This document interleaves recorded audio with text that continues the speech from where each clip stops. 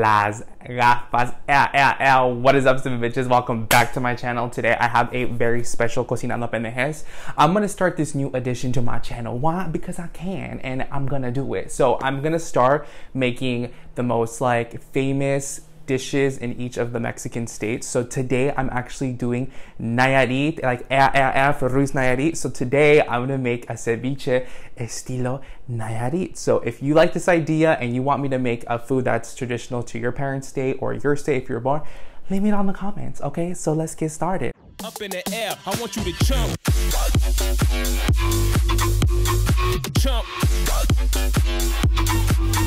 So I have all the ingredients here. Check it out. It took me 6 hours to like do all this, but just okay, so before I get into it, I'm gonna show you the actual shrimp that I got. Okay, so you can get whatever kind of shrimp that you want. Go to Cardenas, get the fresh one or get the deveined one, do whatever you want.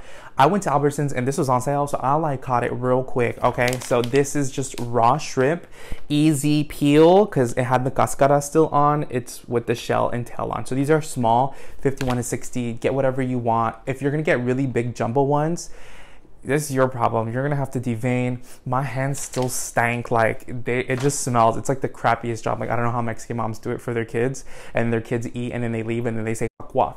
Okay, so go ahead and get whatever type of shrimp. So what I've done here is I've peeled them, I've cut them in half, I've cleaned them, I rinsed them out because like bubbles come out or whatever. And then I actually have some salt here. You can use whatever kind of salt. I'm gonna use some pepper. I have some limones. I have some lemons. I have some limes. This is some cilantro. It took me like 60 years to cut these tomatoes, but feel free to do so. This is actually the equivalent of 4 tomatoes, I want to say. This is equivalent of 2 cucumbers that I peeled and then chopped into little squares.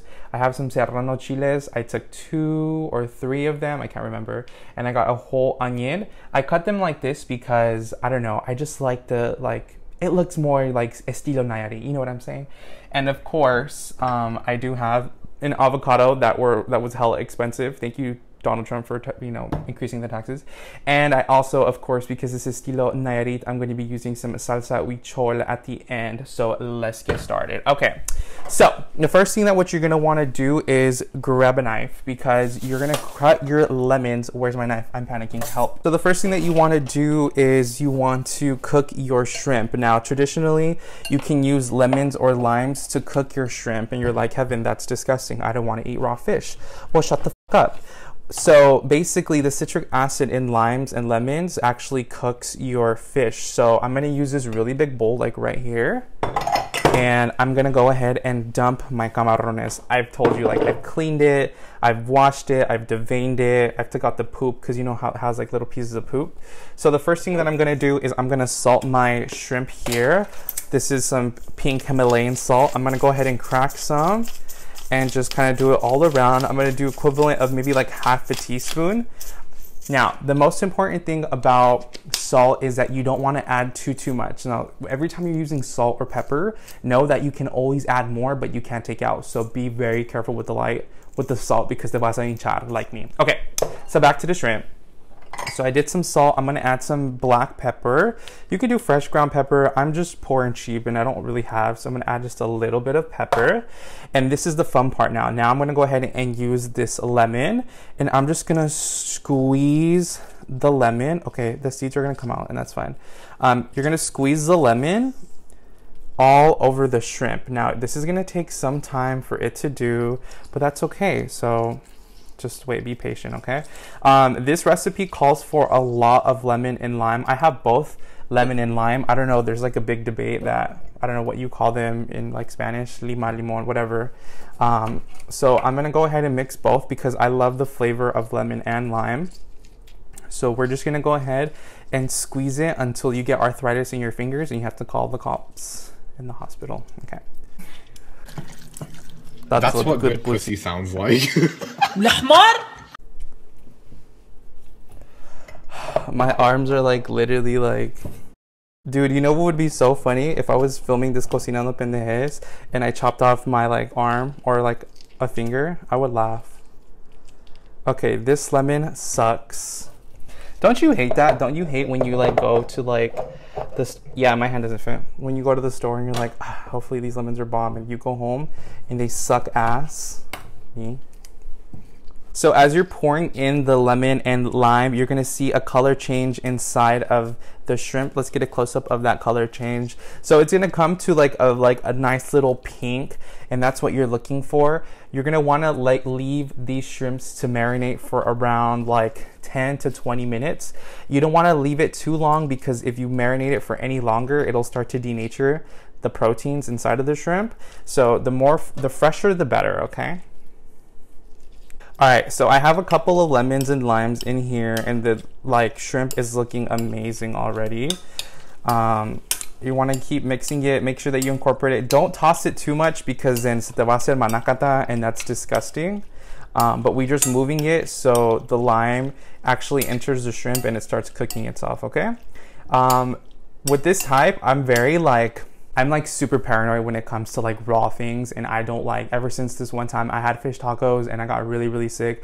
I lost 60 pounds and I look like Jenny Craig, and that was a good part, but the nasty part that I was like, you know, for like 3 weeks. So I'm very cautious when it comes to like raw and stuff. So I'm gonna add a lot of lemon until it's like submerged completely, okay? Oh, don't you love when you get a good lemon? Oh! Whoop. Oh, sorry. Don't you love when you get a bomb lemon and it just squeezes so beautifully? Look at how many lemons I've actually used. Like, I do not play. Like, right now the lemons are a little caritos, but it's worth it. All right, so I used a lot of lemons and limes. I think I used about 2, 4, 6, 8. I used a lot. Me and math. So let's take a look at this shrimp. It's all completely submerged in the lime, and this is what you want. And especially when you're making ceviche estilo Nayarit, it usually has lots of the liquid. So when you put it on tostadas or whatever, it's gonna be really lemony and really juicy, and it's looking so good. Okay, so at this color, at this time, do you see how it's already looking? I'm gonna show you. Like, look at this nice color.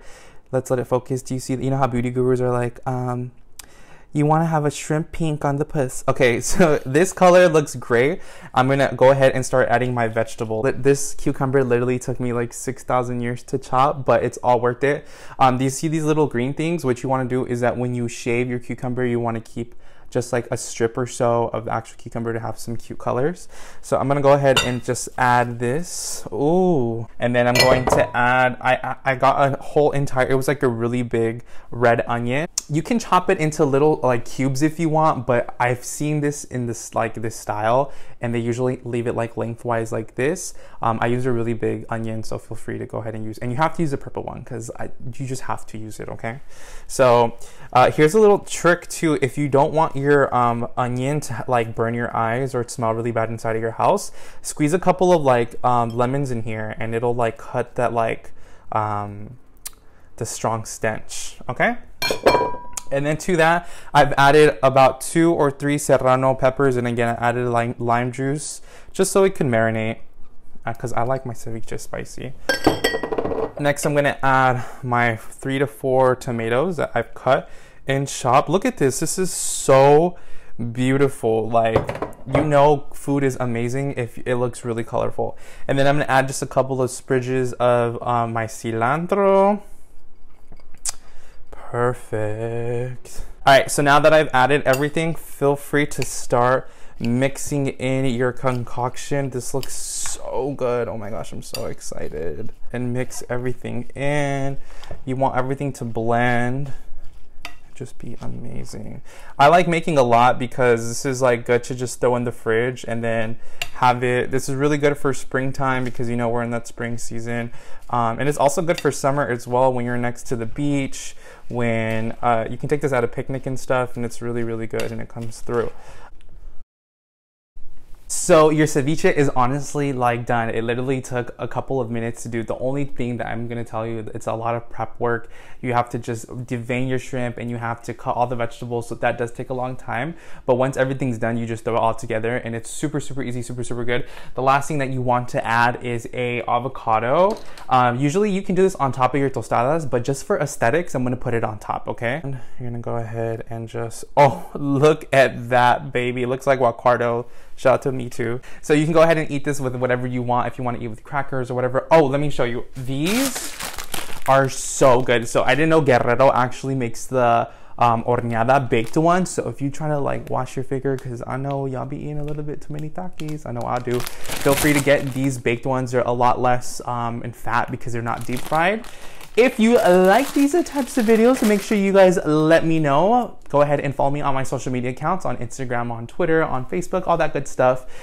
Go ahead and comment down below where you or your parents are from Mexico, and tell me what's your staple dish, because I want to make it. I want to get closer to you. If you have any recipes, feel free to send me a direct message or leave a comment. Thank you guys so much for supporting my channel. Las gafas, I'll see you stupid bitches. And I'm trying to eat because, okay, cut the camera. I'm trying to eat.